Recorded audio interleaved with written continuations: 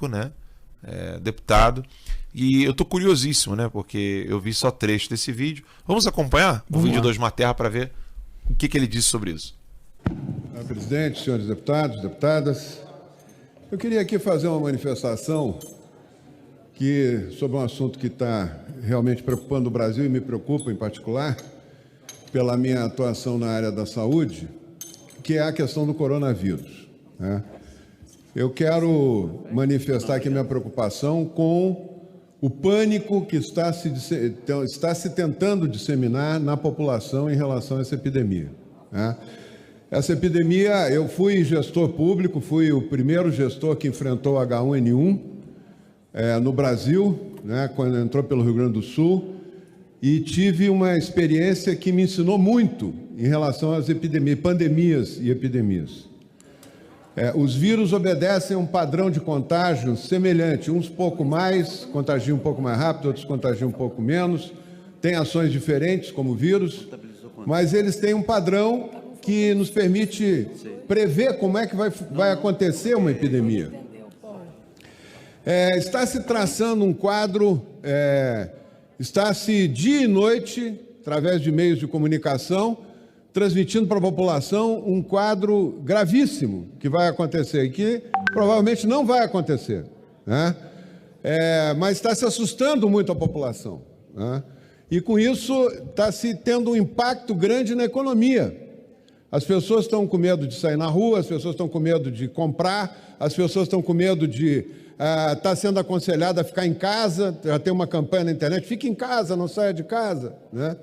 E eu quero dizer que isso não vai interferir na evolução da epidemia. Suspender a aula não muda a evolução da epidemia. Eu tenho os trabalhos publicados, são 5 trabalhos, se eu não me engano, em todas as pandemias que ocorreram, principalmente nas últimas, sobre suspensão de aula e resultado da pandemia, da evolução da pandemia. Não adianta nada. Isso é muito mais para o gestor dizer que está fazendo alguma coisa do que para ajudar a população.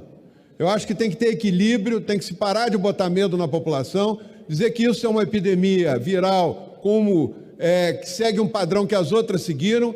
O coronavírus vai matar menos pessoas do que o H1N1 matou. O H1N1 só o ano passado matou 750 pessoas aqui no Brasil. 750, 2 por dia, e ninguém falou nada. Não saiu uma notícia no jornal, não se fez transmissão 24 horas para assustar a população. Essa epidemia ela está agraçando com mais intensidade nos países frios, nos países quentes ela vai ser mais branda, tudo indica que será mais branda. Quando se fala da epidemia na Itália, parece que a Itália toda está dominada pela epidemia, não é verdade. O risco da Itália é uma região da Itália, que é a Lombardia, onde se somou uma epidemia de H1N1 com a epidemia do coronavírus, e onde tem uma população idosa enorme, maior que a do Japão, proporcionalmente à população da Lombardia. Então, são coisas muito específicas. Tem governantes querendo parar tudo, botar todo mundo de quarentena em casa, até para resolver o problema político deles, e para mostrar que estão fazendo alguma coisa, inclusive em período eleitoral. Tem que ter comitê científico, tem que ter pessoal, os infectologistas, os epidemiologistas, orientando os prefeitos, os governadores, não é um absurdo fechar shopping, é um absurdo proibir transporte coletivo.